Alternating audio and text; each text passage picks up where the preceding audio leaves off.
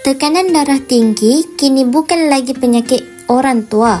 Di Malaysia, semakin ramai orang muda seawal umur 30-an sudah mengalami darah tinggi tanpa sedar.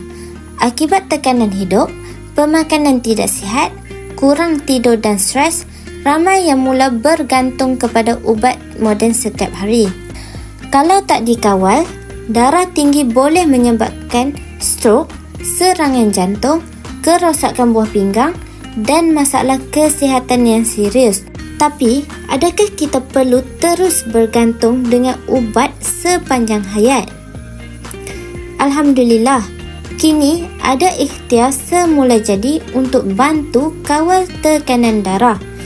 Inilah jus Ratu Pari, minuman herbal moden yang dirumuskan khas untuk mereka yang ingin kawal tekanan darah secara lebih selamat dan alami. Jus Ratu Pari ini ialah minuman khasiat tradisional moden yang dihasilkan daripada bahan semula jadi, tanpa bahan kimia, tanpa gula tambahan dan bebas pewarna. Ramuan utama dalam jus Ratu Pari ini ialah bunga maharani, iaitu herba bernilai tinggi yang digunakan sejak zaman dahulu oleh wanita-wanita istana.